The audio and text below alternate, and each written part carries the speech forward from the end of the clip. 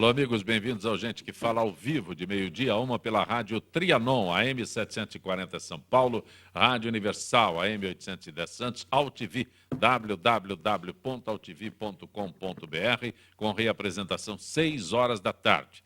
Temos também TV Guarulhos, 11h30 da noite, canal 20 UHF, canal 3 da NET em Guarulhos. Nosso site www.gentequefala.com.br, nossa página Facebook /programa Gente que Fala, o Twitter @Gente que Fala M, o WhatsApp é São Paulo 11 974012235, chat no site da AltV, ainda o telefone à sua disposição, também é São Paulo 11 50526622.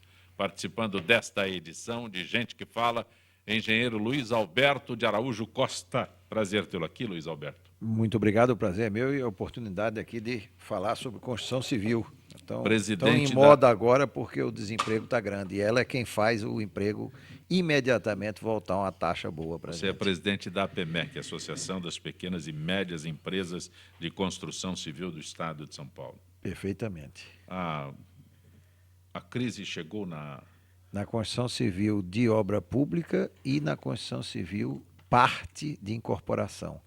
Não a parte de incorporação Minha Casa Minha Vida e programas de renda mais baixa, mas as incorporações de classe média, principalmente as incorporações de escritórios e consultórios, isto é, a parte comercial, está numa crise muito grande. Não refletiu vende. Na mão de obra? Reflete demais na mão de obra, infelizmente. A construção civil ela recupera a mão de obra muito rapidamente, mas também perde com a rapidez enorme. A oscilação é muito grande. Muito grande. A construção civil, por ela empregar o desqualificado totalmente, é a única que emprega, né? Hoje em dia, até na agricultura tem uma certa dificuldade. Na construção civil, não. É a única que emprega o desqualificado. Ela dá uma resposta rápida para empregar, mas também na crise acontece o desemprego. Edson Vismona, prazer tê-lo aqui. Prazer é meu, cumprimentar todos aqui da bancada. Você é presidente do Conselho de Transparência Administrativa do Estado? Ainda presido o Conselho. O Conselho de Transparência foi criado pelo governador por força da Lei de Acesso à Informação e da Lei da Transparência para ser um órgão consultivo da administração pública, estimulando, então, uma política de acesso à informação, de transparência dos dados públicos. Na verdade, é resgatar princípios republicanos, que é o que mais falta, acho que, nesse nosso país. Então, é um conselho consultivo do governador, paritário, metade de representantes de governo, metade da sociedade civil, e a presidência está sendo exercida por um representante da sociedade civil eleito pelos membros do conselho. Então, é algo inovador também, o representante da sociedade civil presidindo um conselho do Estado. E o Fórum Nacional contra a Pirataria? É outra vertente, a defesa do mercado legal brasileiro, na verdade, é isso que nós estamos tratando. Combate à pirataria, toda a ilegalidade que afeta direta e duramente o nosso comércio, o nosso mercado, a nossa indústria, e nós precisamos articular sempre as forças de defesa do grande patrimônio brasileiro que é o nosso mercado. Então o Fórum, sim, interage com outras associações nesse sentido de articular esforços para defender o mercado legal brasileiro. Beth Russo, bom tê-la aqui, Beth. O prazer é todo meu em estar aqui. Eu quero agradecer o convite e cumprimentar você, Zancopé, a essa bancada sempre prestigiada e principalmente aqueles que estão nos acompanhando, a audiência firme e fiel do Gente que Fala. Quando eu anuncio Beth Russo, como você se identifica? É fácil dizer aqui, é jornalista, é advogada? Não, é que realmente eu costumo dizer que eu sou híbrida, né? Porque eu consigo exercer duas atividades e sou muito feliz nas duas, com o exercício de ambas. Então, realmente é um pouco diferenciado, não é comum. Em geral, as pessoas têm foco, escolhem só uma e vão. Eu escolhi duas e vou. Realmente é um pouco diferente, mas dá certo. Não são incompatíveis. Advogado Alberto Rolo Filho. Que bom tê-lo aqui, Rolo. É sempre um prazer, próximo, mais uma vez. O microfone é insensível. Mais uma vez participar do programa e cumprimentar os amigos da bancada, sempre uma bancada qualificada. O nome identifica a advocacia, mas também é a advocacia eleitoral? Qual é a área específica? Na verdade, a nossa maior área de atuação, e foi o meu pai que começou isso há mais de 40 anos, é a área eleitoral, né? Mas a gente também parte para a parte administrativa, porque a gente costuma dizer que ajuda a eleger e depois ajuda a governar, né? Ou ajuda no exercício do mandato os nossos clientes a fazerem um bom uso do mandato, né? A legislação eleitoral está no sangue de qualquer maneira. E a gente tenta estudar e tenta aprender um pouquinho. Presidente Dilma Rousseff cobrou de seus ministros proposta contra a iniciativa de redução da maioridade penal que o presidente da Câmara, Eduardo Cunha, quer colocar em votação. Dilma Rousseff pede propostas com o objetivo de combater a impunidade e penalizar de forma mais rigorosa adultos que exploram adolescentes para a prática de crimes. Eduardo Cunha quer colocar a proposta em votação em junho e defende a realização de referendo em 2016. Doutor Rolo, Beth, também o Vismona, Luiz Alberto. Olha, Zancopé, hoje de manhã eu vi notícias sobre esse, é um assunto que está na moda também, né? Embora eu goste bastante de falar sobre reforma política, mas esse assunto também está na moda. E hoje de manhã eu vi, me parece, as notícias davam conta de que tem um projeto lá do governador Alckmin, faz tempo que o governador falou isso, e enviou esse projeto para aumentar o prazo de internação dos tais ditos menores, né, de 3 para 8 anos, e parece que haveria um acordo, né? O pessoal do PSDB votaria contra a redução da maioridade penal, da forma que ela está colocada agora para discussão no Congresso, e aí o governo ajudaria a aprovar esse aumento de 3 para 8 anos. Mas me parece que o cerne da questão não é esse. É lógico que a gente ouve falar muitos pesquisadores, muitos cientistas, muitos sociólogos falando se é bom ou não é bom para a sociedade, se isso realmente vai diminuir ou não os índices de criminalidade. Fazem comparação, no país tal não adiantou nada, no país tal em compensação melhorou. Eu acho que o cerne da questão é realmente buscar melhoria das nossas condições de segurança. E se uma das formas de se buscar essa melhoria é através da redução da maioridade penal, então a gente tem que fazer isso, porque o problema é que hoje a gente vê, e essa semana, esses últimos dias, muitos crimes no Pará, eu vi muitos crimes no Rio de Janeiro, semana passada, também ficaram famosos, né, esses crimes, e aí depois vem outros mais novos que superam. A gente tem que buscar respostas, procurar respostas. Se uma das respostas é essa, então a gente tem que partir para isso e submeter a sociedade a essa nova maneira, a essa nova forma de ver essa questão jurídica. Não, senhor. Um momento só, Vismona foi secretário de Justiça, é isso? Eu acho que essa é a não solução. Não, você foi secretário Exatamente. de Justiça. Então eu vou guardar você daqui a pouco. Não, senhor, eu estou igual o secretário, de forma nenhuma. O menor, ele já é, vamos dizer assim, retirado da sociedade para uma tentativa de reeducação através da Fundação Casa. Ele precisa que aquilo melhore, aumente e aperfeiçoe. Há um projeto, inclusive, muito bom, mas esse projeto está engavetado para que a Fundação Casa faça parte dentro do bolo da verba da educação obrigatória, porque aí você tinha aquilo como educação e não como reeducação ou punição. Então, isso é uma piada, essa história da maioridade. A gente acha muito interessante porque quer fazer isso como se fosse uma vingança.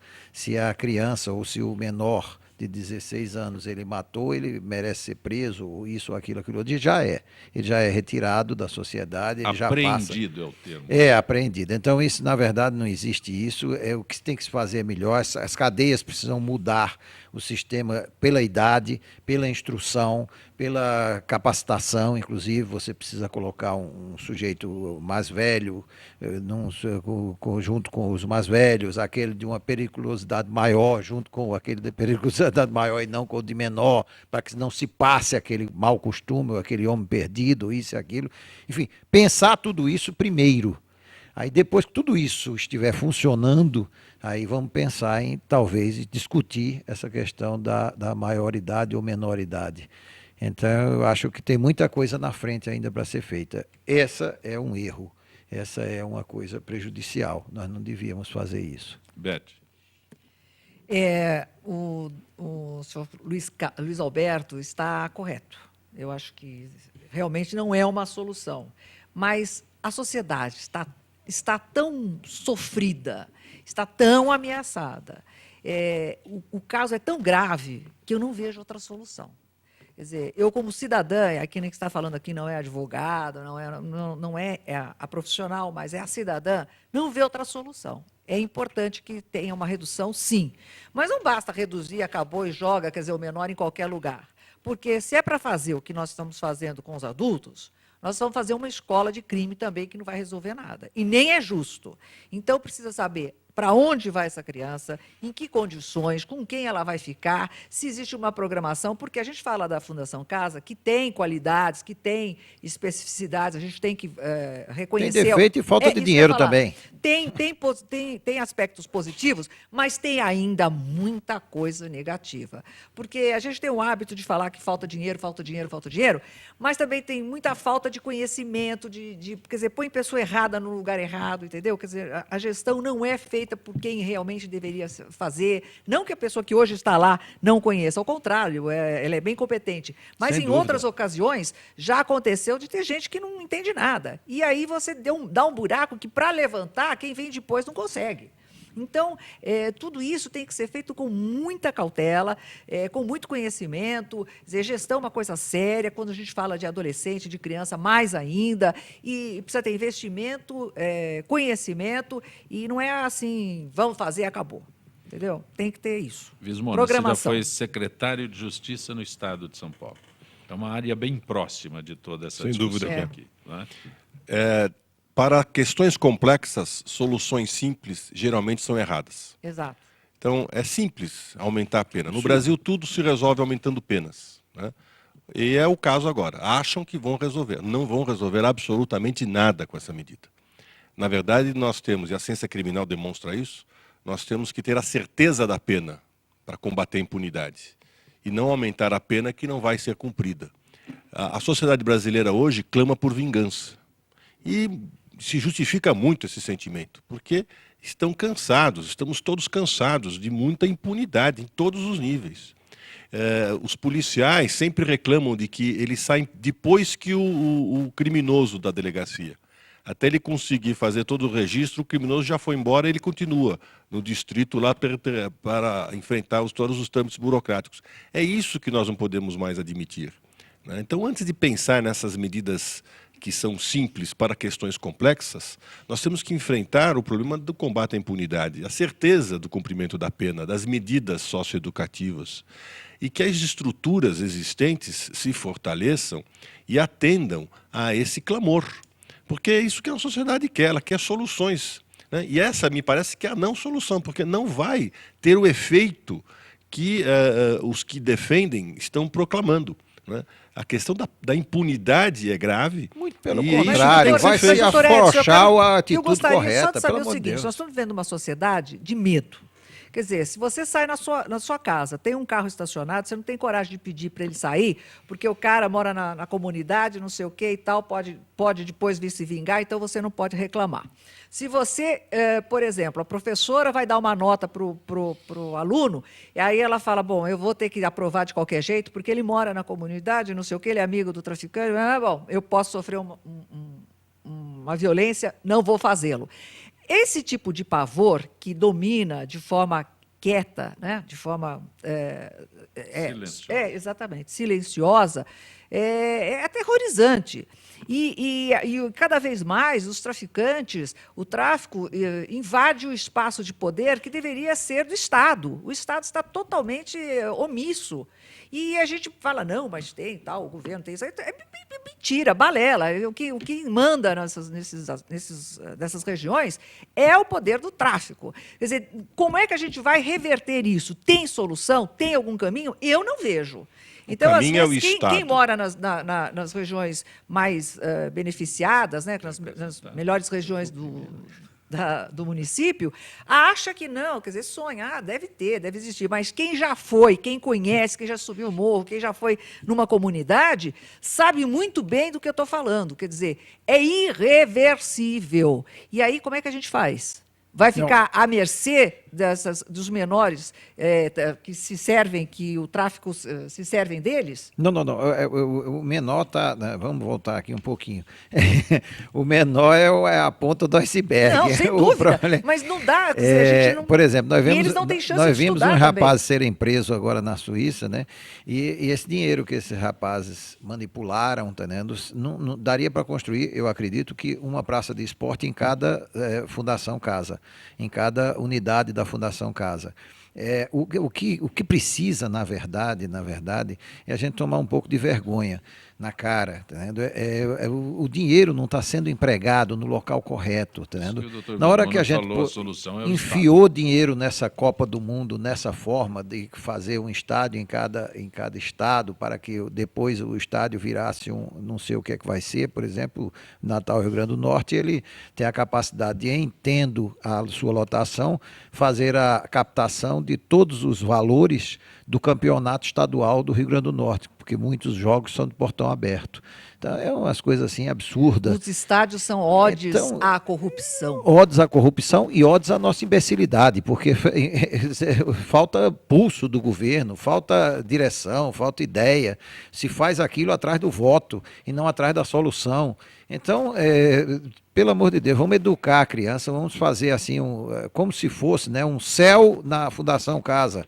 Então ele vai ter esporte, vai ter estudo, vai ter uma biblioteca, vai ter o local disso, daquilo outro. Então, vamos fazer uma cadeia onde se separe as várias castas. São colônias, verdade, colônias educadoras. A gente não consegue nem fazer a cadeia. Na base de todo esse processo, crime só se combate ocupando o espaço pelo Estado. Sem dúvida. O criminoso, se tiver oportunidade, baixo risco, ele vai atuar com grande desenvoltura. O Estado brasileiro precisa ocupar esse espaço. Nas nossas periferias, o Estado está presente.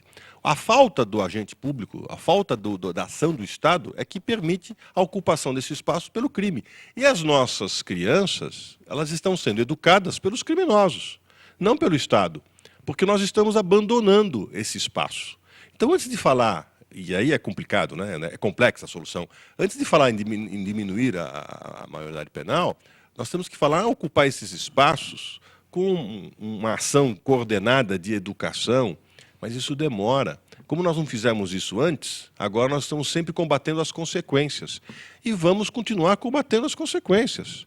E a política vai dar essa solução, aumenta a pena para as crianças, enfim, achando que com isso a sociedade vai ficar satisfeita. Pode ficar por um período, mas rapidamente vai ver que isso não vai dar em nada, não vai ter solução para isso desta forma. Então nós temos que ocupar esses espaços para combater a criminalidade e não permitir que ela, sim, seja a dona das relações sociais, que é o que nós estamos vendo hoje. Eu acho que as duas coisas devem ser feitas, né? Eu fui o primeiro a falar, acabei ficando em minoria, né? Mas, de qualquer forma, isso só mostra que o assunto é realmente de grande profundidade, demanda um debate importante e a ideia é só dar aquela segurança que a Beth falou, né? Segurança para a sociedade. Eu também sou cidadão e saio na rua e às vezes fico preocupado com um grupo de menores, não é? Se aproximando do carro, a gente para no farol, a gente fica com receio. Então a ideia é essa. Agora é lógico que precisa de investimentos e é verdade, não pode misturar o adolescente, né? O pré-adolescente com adultos. Isso dá para a gente trabalhar. Agora, quando a gente fala em impunidade, é justamente a certeza que o menor tem hoje, que ele vai ficar, quando muito, internado 3 anos e vai sair para a rua de novo e, eventualmente, cometer crimes piores. Zancopé, posso dar uma sugestão? Vamos reduzir, vamos investir na sociedade, vamos investir no brasileiro, no Brasil.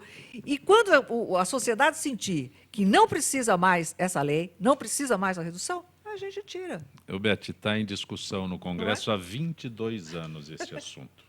Não, há mas 22 no anos momento, que ele porque oficialmente essa negociação não vai ter volta. Então, você, mas você fala, vamos tudo é reduzir. cenário. Como se diz em política, e nós temos aqui especialistas da área, e cenário, política tudo é cenário, né?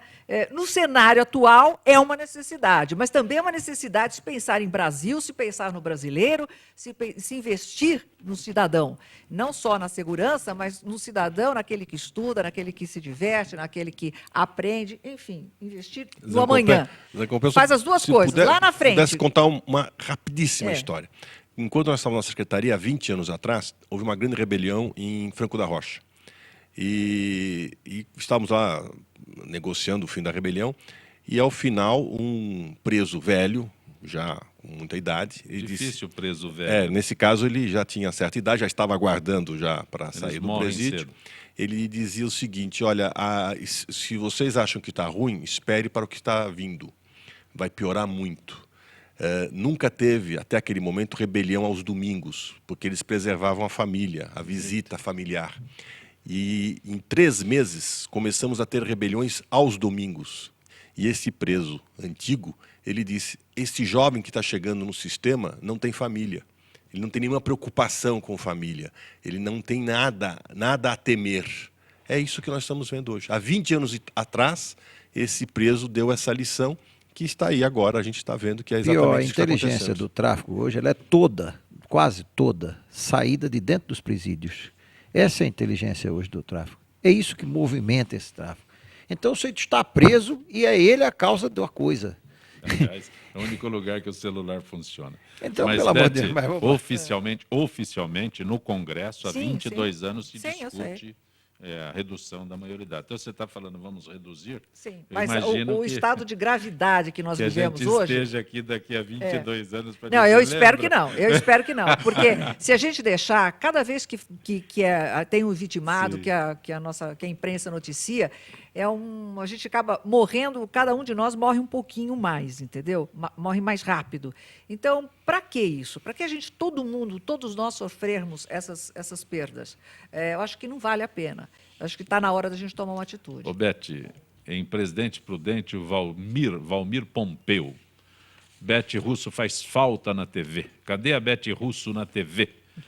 Olha, deveriam pensar numa medida provisória para colocar a Beth na TV. Ele se lembra de você na Record.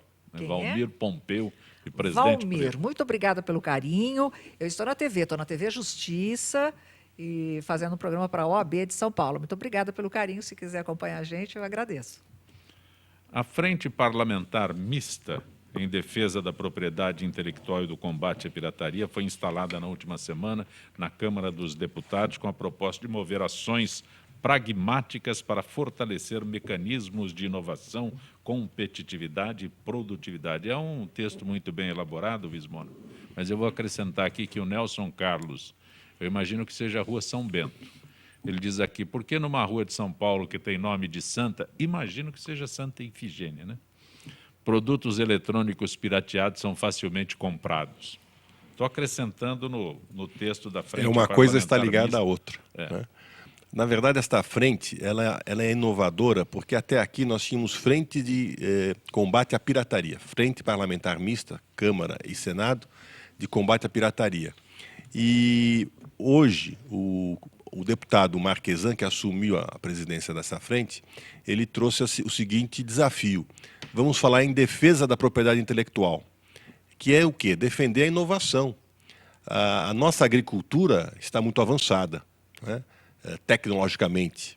A nossa indústria também avança. Mas, na era do conhecimento, nós temos muitas dificuldades em sermos competitivos. O Brasil está perdendo cada vez mais a competitividade. E isso tem muita relação com inovação, com a defesa da propriedade intelectual. Por quê? Você investe na propriedade intelectual e quer ter os seus direitos garantidos. Então, essa é a motivação dessa nossa nova frente parlamentar, né? Fortalecer ações políticas de defesa da inovação, da tecnologia, de fortalecimento desses elos importantes para que tenhamos um outro patamar de estímulo na nossa própria economia. E também tem a avaliação de algumas leis. É interessante notar que no Brasil, quando você quer fazer as coisas certas, você encontra muitas dificuldades. Isso é inegável. A nossa economia informal, ela movimenta uma Argentina. 800 bilhões de reais ao ano são movimentados pela economia informal. Ou seja, aquela que não paga imposto, aquela que não tem nenhuma preocupação com nenhuma das posturas do Estado. E isso é algo que nós temos que atentar, né? Fortalecer a formalização. Mas, para isso, nós temos que melhorar as nossas leis. Vismona, Por deixa eu exemplo, acrescentar a um questão, detalhe só para aqui. terminar essa linha de raciocínio, produtos apreendidos no comércio. Em São Paulo já não existe mais isso, como disse o nosso telespectador e Nelson internauta, a cidade de São Paulo está completamente abandonada. O prefeito desarticulou todas as ações que a prefeitura coordenava de combate ao comércio ilegal. Eu não falo só de camelô, eu falo das grandes estruturas ilegais, dos shoppings ilegais da 25 de Março, da Avenida Paulista. Hoje, até os subterrâneos desses prédios, onde era estacionamento, em condições absolutamente negativas, né, insalubres, são ocupadas por pequenos boxes, vendendo tudo que é produto ilegal, sem alvará, sem licença de funcionamento. Então, São Paulo está abandonada. E o que nós temos? Leis que dificultam esse trabalho. Então, nós precisamos, com relação às nossas frentes parlamentares criadas, também foi criada a Frente Parlamentar de Combate ao Contrabando, articular, melhorar o nosso arcabouço legislativo, mas também incentivar a legalização, a formalização, para, com isso, fortalecer a nossa economia formal. Relembrando um item, né? Aliás, a gente se remete ao Collor, que foi o primeiro a dizer que os nossos automóveis eram carroças, né? Mas nós tínhamos uma proteção de mercado muito grande, né?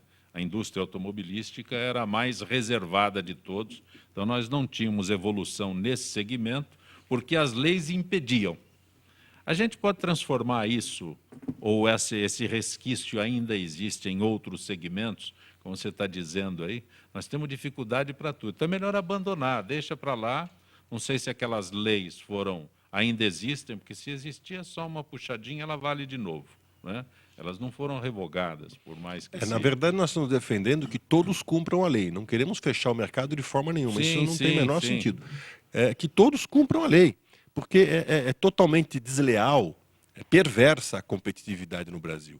Então, uma empresa investe, emprega, arca com o ônus do pagamento de todos os encargos previdenciários e concorre com um outro que não paga absolutamente nada, utiliza o subemprego, se apropria dos direitos alheios, porque comercializa produtos falsos, sem nenhuma preocupação com o cumprimento de qualquer legislação e sonega todos os impostos. É impossível concorrer.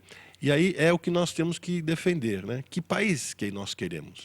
Um mercado como o nosso é um patrimônio nacional. Nós temos que defender esse mercado na sua pujança, mas da forma legal, onde gere riquezas para todos. O doutor Vismona está falando dos shoppings da Paulista e tal, e é claro, eu sou mulher, aquela mulher que estiver nos assistindo, os homens também compram, claro, para as mulheres. Mas, via de regra, as mulheres passam por ali, veem, né, as cópias, os fakes, os genéricos, como algumas gostam de chamar. E, claro, que todo mundo, nós vivemos numa sociedade capitalista. Quem não quer uma bolsa de marca, um sapato de marca, um óculos de marca, passa lá, infinitamente mais barato e muito semelhante, né? Muito semelhante. Não é igual, mas é semelhante. Então, a pessoa fica fascinada, ela fica seduzida e acaba comprando.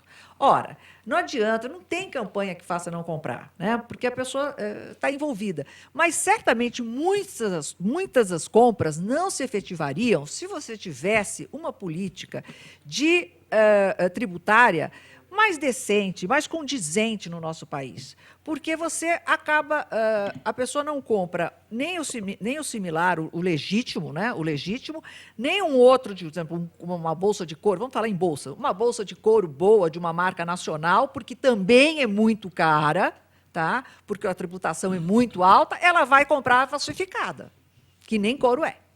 Então, se você tiver uma tributação justa, não é? Aquele fabricante nacional, que não é nem o importado, ele vai faturar. Aquela que não puder, a mulher que não puder comprar uma bolsa de marca, com a grife, etc., ela vai comprar uma grife nacional porque é couro, porque é bonita, porque, enfim, tem um poder atrás disso. Você entra no que o Vismona falou, que a concorrência é desleal. Não, e essa bolsa bonita, essa roupa bonita, ela é fabricada por crianças em trabalho escravo. Isso está provado. Então, as senhoras têm que ter consciência disso. Não, mas você está falando da que está bonito com preço acessível. Com trabalho escravo, trabalho infantil. Não, mas você está falando em preço viável. Eu estou falando de preço que a pessoa não consegue comprar. Então, aquela que compra a marca fajuta, lá no shoppingzinho de Quinta, ela compra porque essa marca que trabalha com gente registrada, que cumpre tudo que deveria cumprir, ou que a gente está falando em deveres dentro do Brasil, essa não fica, ninguém consegue pagar. Mas a marca de luxo é caríssima em qualquer lugar do mundo. Mas eu não estou falando do luxo. Você não vai pagar uma Louis Vuitton não, eu não estou falando, R$100 eu não quis falar nomes. Por exemplo, Louis Vuitton, dentro de Louis Vuitton, você tem Louis Vuitton, Prada, etc., nomes internacionais. Tem nomes nacionais, e nomes nacionais que não usam até muito pelo mão contrário, de obra, essas que não marcas usam de luxo mão hoje de em dia estão obra, unificando os valores. mão de obra escrava. Tem marcas nacionais que não usam mão de obra escrava, mas que fica impagável, fica caro. Se você vai gastar 3 mil numa dessa aqui, você vai pagar 1.700, 2 mil numa nacional. De qualquer forma, é caro. Aí você vai na outra que é, sei lá, 120, 200, né? Então, subsolo. Vai no aí subsolo. Agora, se consciência. você tiver uma redução tributária, claro que é 3 mil, vai continuar 3 mil, talvez 2.700, mas a de 1.000 e pouco vai baixar um pouco. Talvez quem vai comprar lá possa juntar um pouquinho mais e comprar outra. Deixa eu então, fazer. há que se rever a nossa tributação, com certeza. E também não fazer essas vistas grossas, porque qualquer um sabe aonde é vendido, sem nota fiscal, onde tem corrupção. Todo mundo sabe. Não adianta falar que também não tem lei, porque a gente sabe que tem lei e tem, não estou vendo. Deixa eu abrir o espaço para a FIPESP, Associação dos Funcionários Públicos do Estado de São Paulo. Gisele Souza, que é do setor de eventos. Boa tarde, Gisele. Boa tarde, professor. Gente que fala. Vamos falar de festas juninas. A FIPESP realiza em local privilegiado, mais precisamente na unidade de lazer em Serra Negra, nos arredores da cidade, cercada por montanhas, muito verde. Hoje, continuamos a falar um pouco mais deste grande evento tão esperado pelos associados. Gisele, quais novidades aguardam os participantes? É verdade. Já há alguns dias estamos conversando sobre o 15º Arraial da FIPESP. Como você disse logo no início, a festa junina é de fato realizada num lugar paradisíaco. É que eu não estou ouvindo nada aqui. Zancopé? Você me escuta, Zancopé?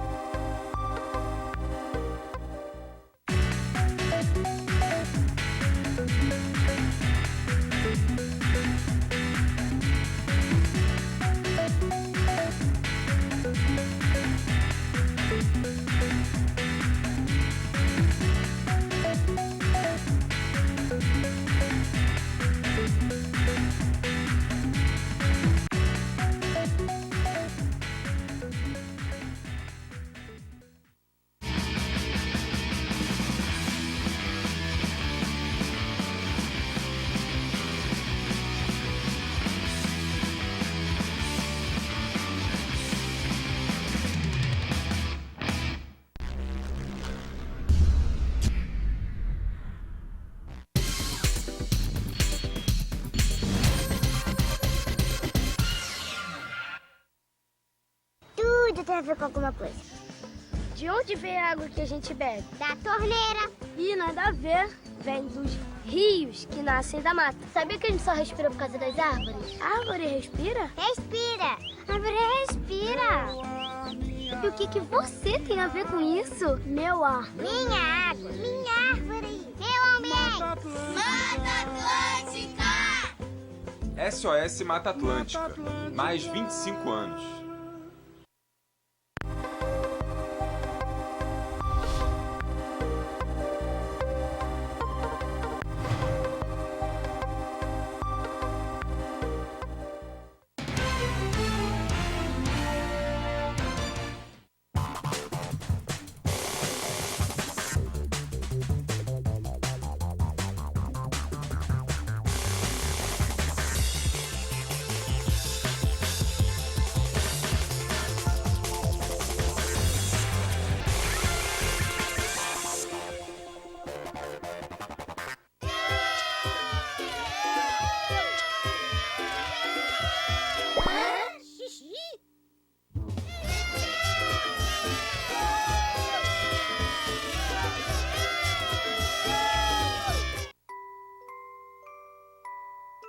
As nossas recordações são os nossos maiores tesouros.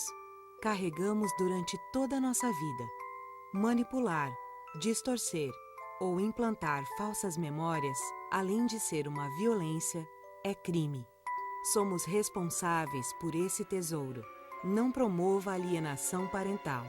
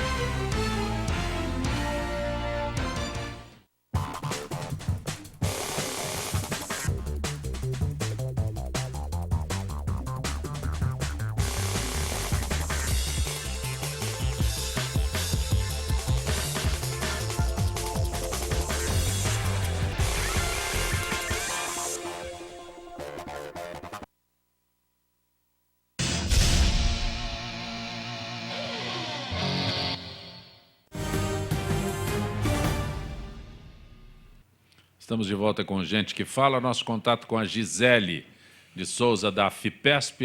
Gisele, tudo bem, Gisele? Olá, Zancopé, tudo bem, sim. Gisele, a gente falava das festas juninas deste ano. Quais são as novidades para os participantes, Gisele? As novidades é que algum dia nós já estamos falando sobre o Arraiá FEPESP. Como você mesmo disse logo no início, a festa junina de fato é realizada num lugar paradisíaco, com muito verde, muito espaço. Lá é um convite para diversão e brincadeira e muita animação. Hoje vamos revelar os 2 últimos prêmios que farão parte do sorteio. O 14º, um tablet infantil, e o 15º, também um tablet infantil.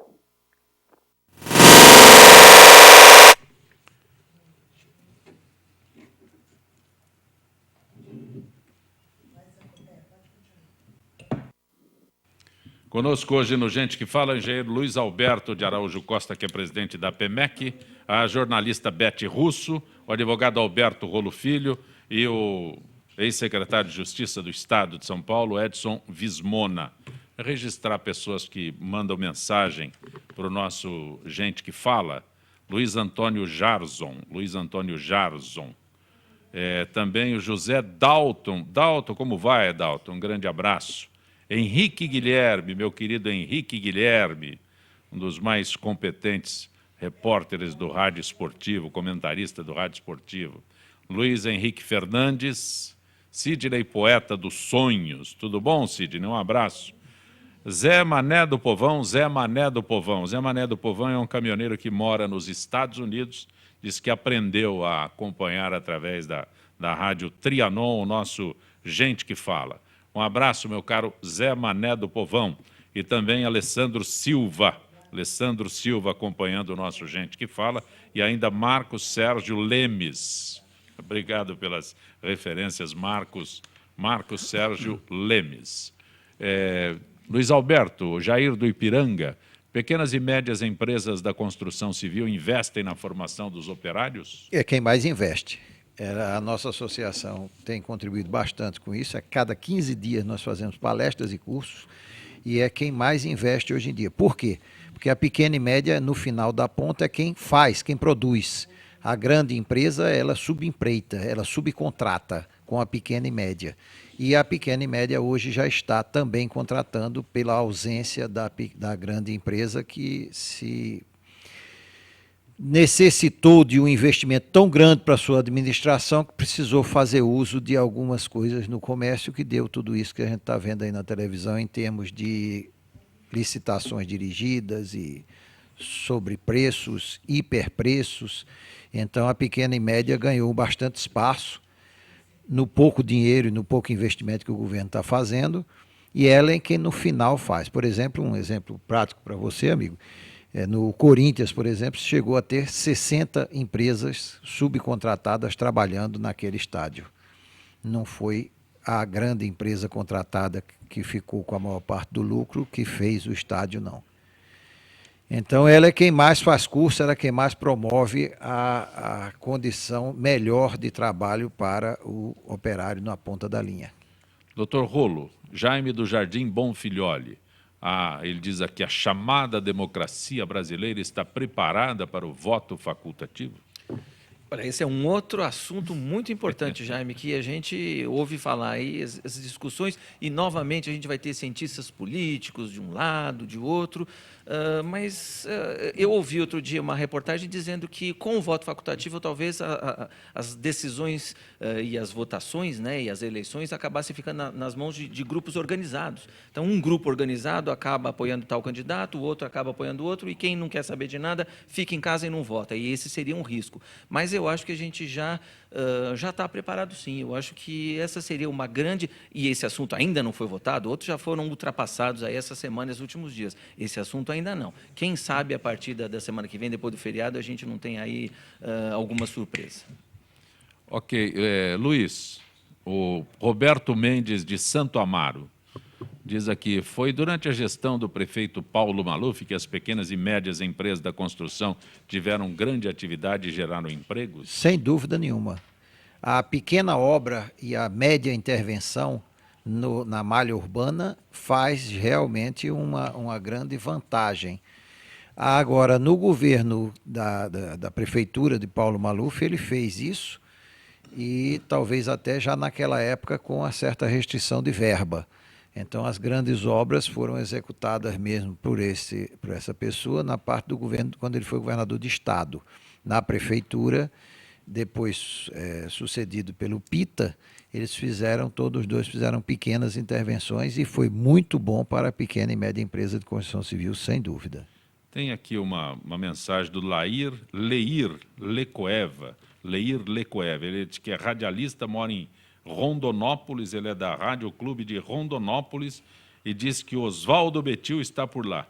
Aí ele pede que eu forneça o telefone do Oswaldo Betil. Se ele é teu vizinho aí, você pede que eu... Não sei, eu não tenho contato com Oswaldo Betil, mas vamos tentar providenciar isso. Você é com o vizinho dele em Rondonópolis?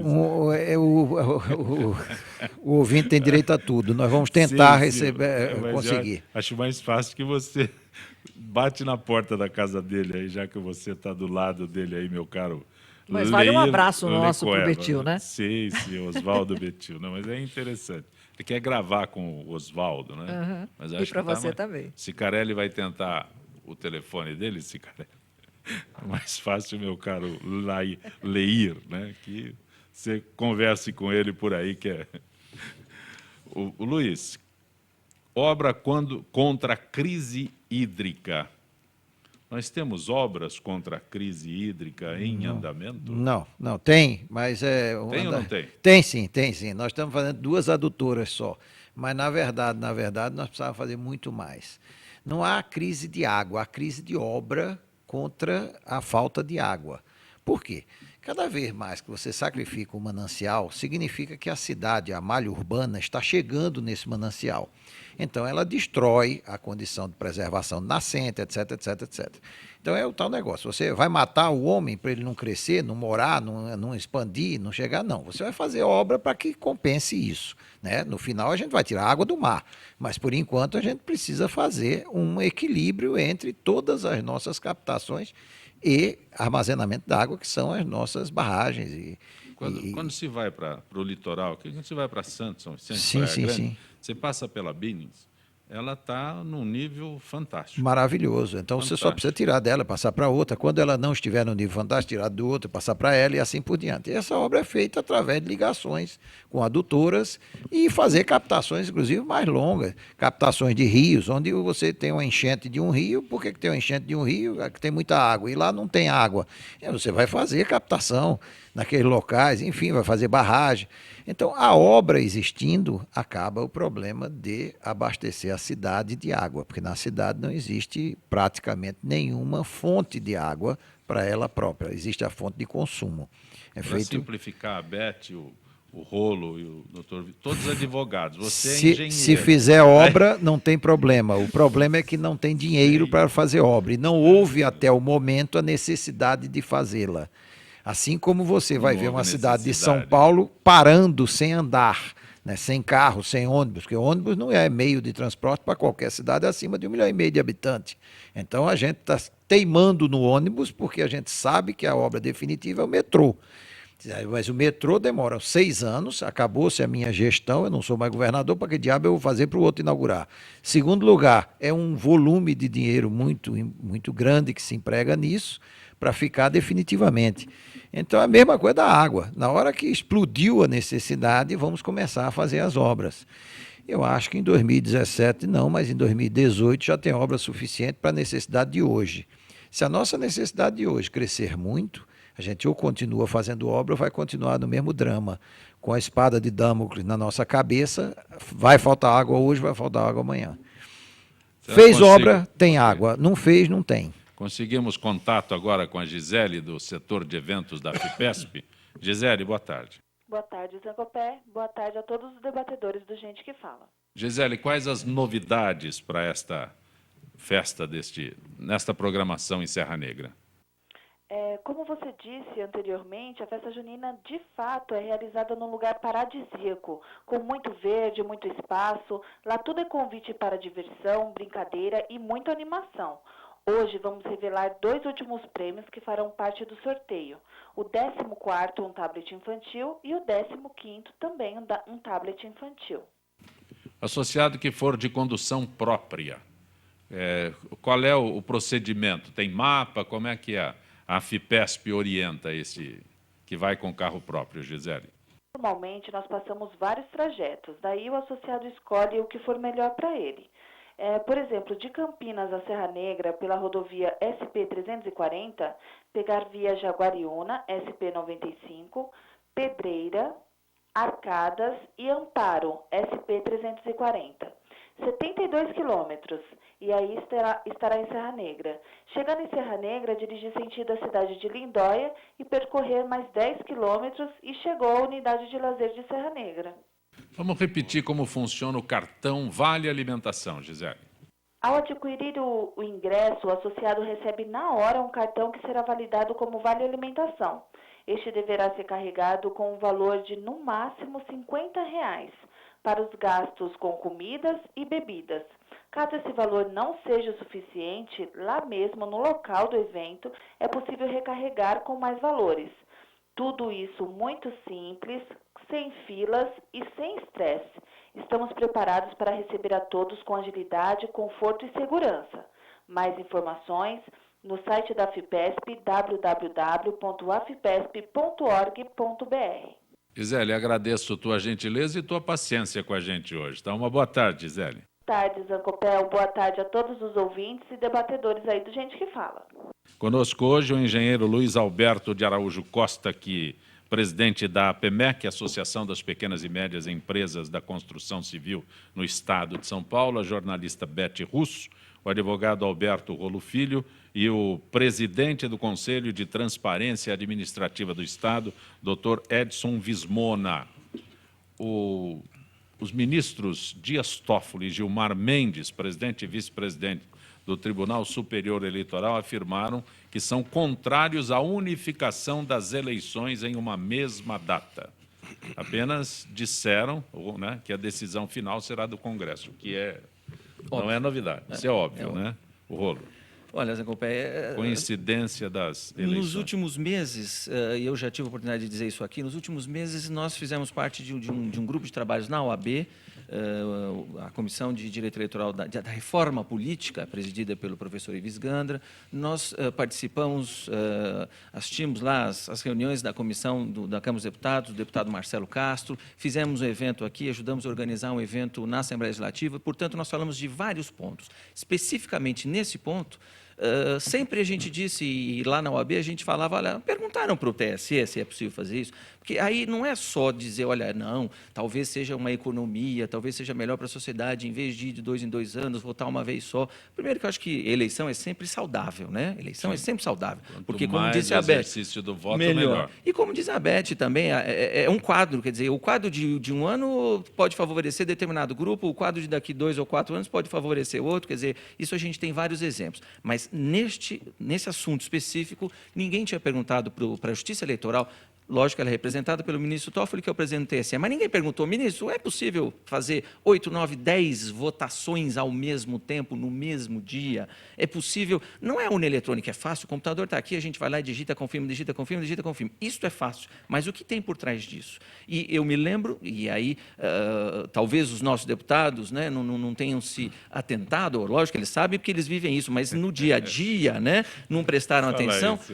Processo de propaganda eleitoral, processo de registro, recursos. Como é possível a Justiça Eleitoral examinar? Alguém falou que seriam no Brasil, somando todas as eleições, mais de 3 milhões de candidatos, somando todos os vereadores, né? Vereadores em todos os municípios, mais de 3 milhões de processos. Como é que nós vamos ter 3 milhões de processos tramitando ao mesmo tempo num período curto? Vamos lembrar que, pelas regras atuais, o processo de registro é a partir de 5 de julho. A eleição termina no segundo domingo de outubro, quando tiver segundo turno. 3 milhões de processos em 90 dias? Isso é humanamente impossível. Me parece que é isso que os 2 ministros disseram. O ministro Toffoli presidiu a eleição ano passado e o ministro Gilmar Mendes que vai presidir a próxima eleição, se Deus quiser, em 2016. Quer dizer, então, é importante eles darem esse testemunho e é importante que o nosso Congresso preste atenção. É impossível fazer tudo nesse curto espaço de tempo. Bismona, coincidência de eleições. Se juntar um tema que nós acabamos de discutir, que é a questão do voto obrigatório ou não, com uma eleição única, nós vamos ter a eleição menos representativa da história deste país, porque as pessoas não vão votar. Filas enormes, as pessoas não estão sendo obrigadas, vão embora. Eu acho que não é nada conveniente, não só por conta do volume que isso representa para a justiça eleitoral, mas para os interesses nacionais. Acho que nós temos que manter, sim, um período de 2 eleições, eleições a cada 2 anos, mesmo porque você vai misturar questões da paróquia com os temas da nação. Acho que nós temos que ter essa visão de prioridades. E mais, essa questão de você ter uma eleição com todos os temas sendo debatidos no horário eleitoral complicado, isso não vai ter, vai ser superficial, vai ser uma eleição superficial. Então, nós vamos piorar, né? Vamos piorar ainda mais essa situação. Vamos sugerir que eles gastem o tempo, por exemplo, imaginando um sistema, terminar o sistema bicameral e fazer um sistema de uma Câmara só, acabando, por exemplo... Acaba com o Senado. Com o Senado. É uma delícia uma coisa dessa. Vamos pensar nisso. Vamos... Eu acho melhor acabar com 513 deputados do que com 81 Vamos senadores. Começar a pensar num sistema de votar no ministro, ou votar na aprovação do ministro, ou coisa parecida, né? Aí pode fazer muita confusão para eles começarem a inventar. A lei já está bom, né? Porque já tem tanta... Pode parar de fazer lei, mas começar a tentar ver se põe em validade elas, né? Agora, esse aí o pessoal não pensa. Pensar numa coisa dessa é um imbecil tão grande que eu não sei. Não sei quem foi o louco que imaginou um troço desse. Eu não sei se uso o termo eu penso ou eu sonho como você, com o fim do Congresso, essa situação bicameral. Essa situação bicameral não existe, né? Uma palhaçada. A outra coisa que devia se dar era um prazo às prefeituras que não tivessem autossustentação. Porque se a prefeitura não tem autossustentação e foi criada a ser independente para que ela se tornasse autossustentável, e ela não tem essa autossustentação há 20, 30 anos, ou ela se une a outra prefeitura com o território vizinho, ou tem que tomar outra providência, porque eu mas isso sei é que ali tem o impossível. Você tem prefeito, que- vereador, não Você sei o vai quê, não sei o quê. diminuir os vereadores, diminuir os prefeitos, isso é tudo que eles não querem. Mas é Na diminuir não verdade, acabar, porque mas se não a é- cidade de o interesse Orobemba do não é Preto eleitoral, Roxo, né? lá no Inferno das Cuias, não tem autossustentação há 20 anos, ela não vai ter. Então dá um prazo aí de mais 5 e, amigo, a partir você vai se ligar à cidade tal, que é sua vizinha e tem Você vai autossustentação. voltar a ser distrito. Você vai voltar a ser distrito, pelo amor de Deus, isso não existe. É uma economia nesse país de gestão imensa. Quando você fizesse o imposto único, não esse imposto único que está queimada a palavra, mas um imposto mais rápido. Vocês hoje, para fazer um imposto de renda, é um verdadeiro professor de contabilidade. Para fazer o ISS de São Paulo, o prefeito Haddad entrou, ele mesmo alugou uma sala vizinha para ver se pegava o roubo do ISS. Por quê? Porque o ISS é uma coisa maravilhosa. A construtora ela tem que pegar o material que foi para aquela determinada obra, comprovado, subtraído do valor da nota fiscal, levado em consideração quanto ele já pagou de imposto, subtraído. É um inferno. Então, o que é que gera isso? Roubo, sacanagem. Então, eu propus ao prefeito, faça o ISS presumido, igual o imposto de renda presumido. Imposto de renda presumido não tem nota fiscal falsa, não tem firma fantasma fornecendo nota fiscal, não tem coisíssima nenhuma. O sujeito faturou, paga. Acabou-se o assunto. O ISS faturou, paga. Quer dizer, eu pedi, pelo amor de Deus, que o prefeito fizesse isso, pelo menos um dos impostos do ISS. A presidente da República fez uma coisa razoável, essa desoneração da folha, onde ela tira do INSS vários encargos, por exemplo, de 20% para a empresa e coloca 12% do faturamento global. O que é que aconteceu? Aumentou a arrecadação. Quer dizer, então, a gestão de arrecadar vai contribuir com a diminuição da taxa de imposto, vai melhorar. O Levi deve saber disso, não é possível que ele não saiba disso. Ele sabe, mas só sobre a unificação das eleições, Beth. Sobrou 1 minuto para você. 1 minuto? Nossa, então eu quero fazer uma pergunta. E a urna eletrônica? Será que vai ter jeito da gente pelo menos levar um recibinho para saber que votou ou não? Porque eu tenho uma amiga que não votou. Aí ela foi lá justificar, e disse, não precisa justificar, a senhora votou. Isso é sério, isso é muito sério. Claro que a pessoa não vai entrar com uma ação, reclamar, gastar dinheiro, etc. Ela vai, então tá bom, foi embora para casa e me contou. E ela é séria. Me dá o registro. Essas Entendeu? reformas. Quer dizer, alguma coisa aconteceu nesse reino da Dinamarca. Essas reformas políticas, na verdade, são feitas para acomodar a situação deles. Não Eles dá para estão confiar, vendo, né? Eles estão vendo como eles fazem aquela história de 5 anos de mandato, é como eles se outorgam mais um ano. É isso, a coincidência. Que votou tem o recibo, sim, tem aquele ticketzinho que o sujeito sai com ele lá. Voto na urna eletrônica. Mas você sai de lá com aquele pedacinho de esse papel. é o comprovante. De comprovante. O que a Beth fala é onde todos apontam as falhas na urna eletrônica, que você, quando finaliza, deveria ser impresso o que você votou. Uma cédula e você colocaria lá na urna, na velha urna de lona. Ah, sim. Aí sim. daria para... Mas ninguém quer isso. Não. Conjugaria as duas coisas. Não. Luiz Alberto, é muito bom tê-lo aqui no nosso Gente que Fala. Grato por ter vindo mais uma vez. Eu que agradeço. A gente, toda hora que discutir Brasil, a gente melhora, dá uma ideia, ou pelo menos incita que as pessoas pensem, mesmo que seja contra a nossa ideia, contra aquilo que a gente falou, mas em pensando, a gente vai melhorar. Muito obrigado a vocês. Beth Russo, bom tê-la aqui. Eu quero agradecer mais uma vez o convite e sempre lembrar aqueles que nos acompanham que hoje a gente tem as mídias, né? as mídias eletrônicas, então para a gente se mobilizar, quer dizer, essas ideias que são levantadas aqui, se você concorda ou discorda, entre em contato com a gente se mobiliza e a gente pode mudar o Brasil sim. Não vamos desistir dele, por favor. Alberto Rolo, bom tê-lo aqui. Mais uma vez eu agradeço o convite e é sempre uma honra participar do programa. Edson Vismona. Também agradeço, fico à disposição.